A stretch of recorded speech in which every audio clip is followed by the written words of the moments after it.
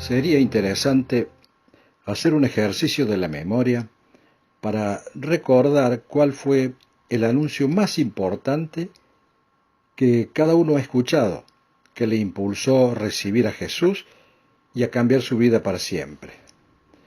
Porque la Biblia está llena de eventos transformadores, por hechos, circunstancias o palabras que generaron un encuentro con el Señor Jesucristo, a partir del cual ya nada volvió a ser igual.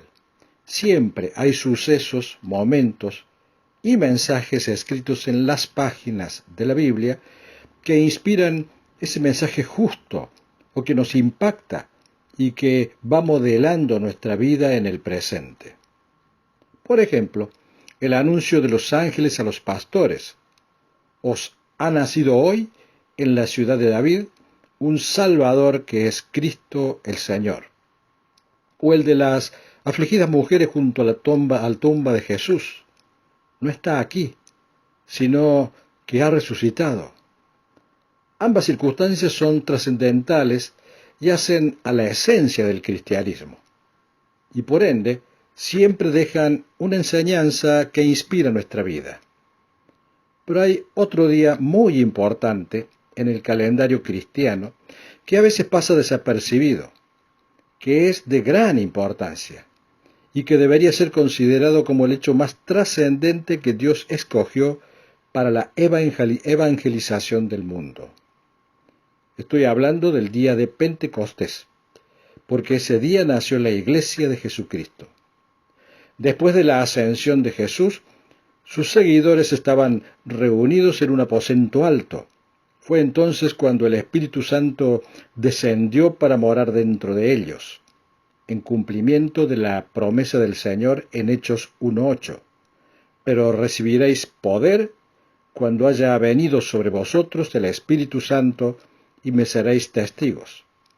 Ese fue el inicio de la Iglesia, el nuevo pueblo de Dios, porque Israel rechazó a Cristo como el Mesías.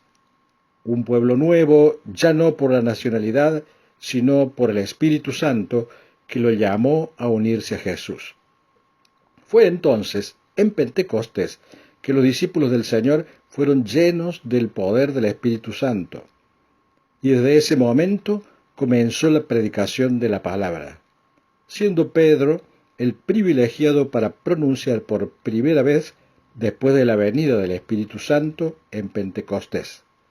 Fue un sermón conmovedor sobre lo que sucedió, porque ese día este acontecimiento cambió al mundo de forma permanente. Pentecostés era la fiesta de la cosecha para los judíos, y para los cristianos pasó a ser el inicio de la cosecha de almas para Cristo. Gente de diversas naciones habían venido a Jerusalén para la celebración. Cuando esas personas escucharon a sencillos galileos hablar en sus idiomas, algunas se quedaron perplejas, pero otras se burlaron.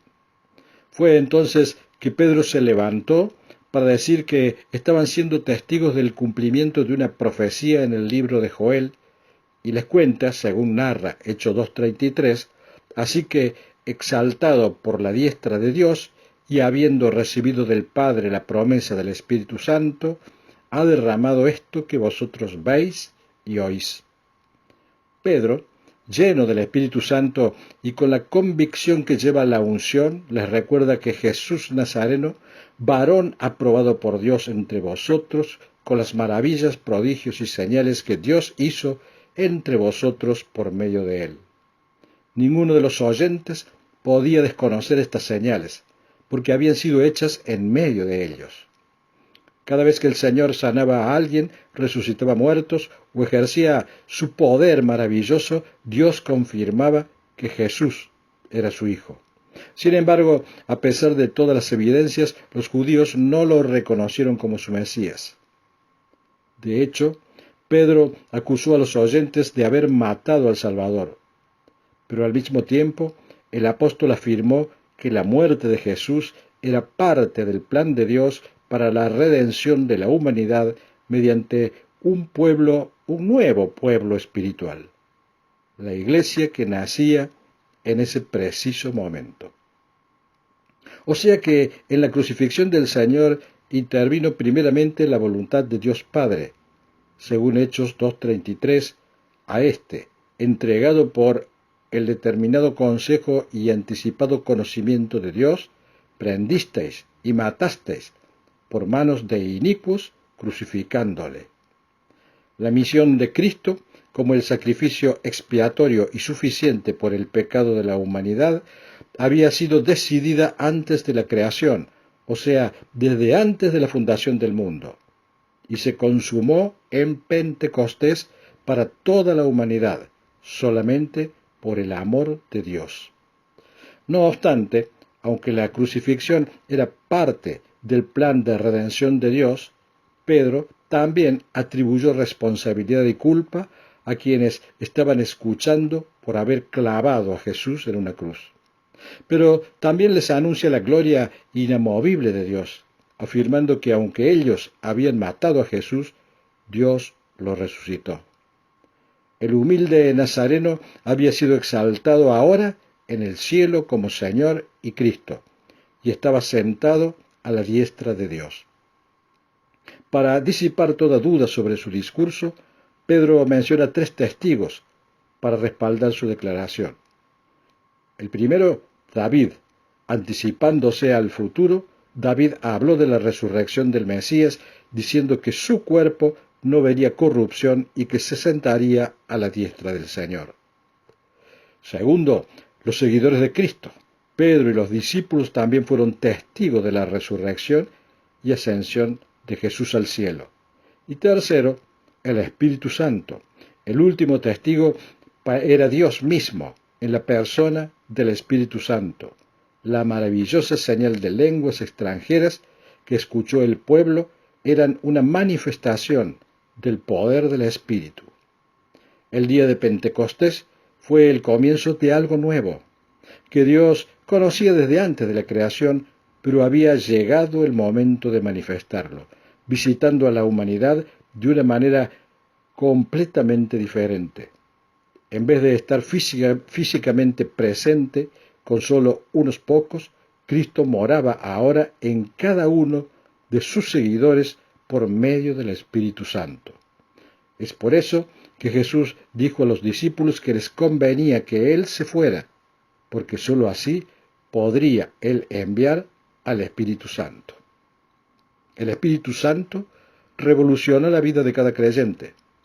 Pedro, quien por temor había negado a Jesús, ahora por la presencia del Espíritu Santo estaba lleno de Dios. Por eso lo proclamaba con coraje y valentía, señalando que Jesús era Mesías y Señor. Y las personas que habían rechazado a Cristo estaban llenas de remordimiento por haber matado a aquel que había venido a salvarles. Después que se arrepintieron y fueron bautizados, sus prioridades cambiaron, al igual que toda su vida.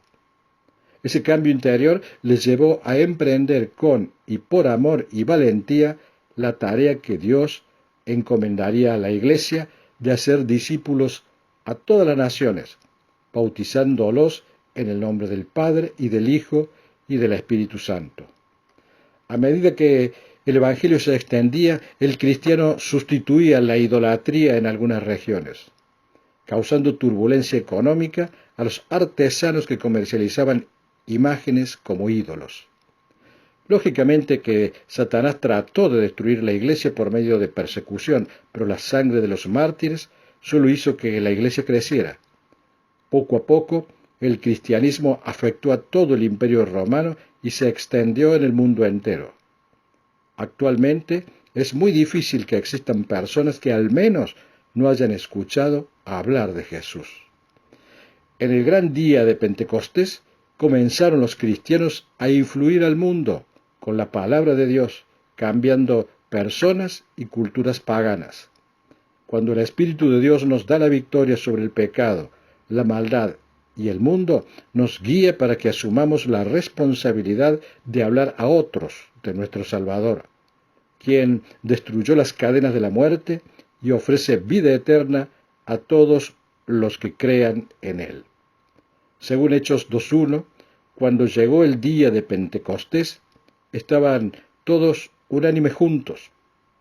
Y de repente vino del cielo un estruendo, como de un viento recio que soplaba, el cual llenó toda la casa donde estaban sentados, y se les esparcieron lenguas repartidas como de fuego, asentándose sobre cada uno de ellos.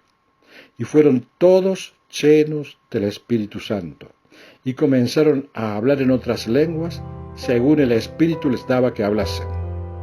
Ese día comenzó Dios a levantar voces, amantes de la verdad de Cristo, para que expandieran hasta nuestros días y por todo el mundo el Evangelio, no como misión exclusiva de una denominación religiosa, sino como responsabilidad de todos los cristianos que aman a su Señor. Que el viento recio siga soplando y que sigan apareciendo lenguas repartidas como de fuego en cada uno de los hombres y mujeres que proclaman la verdad.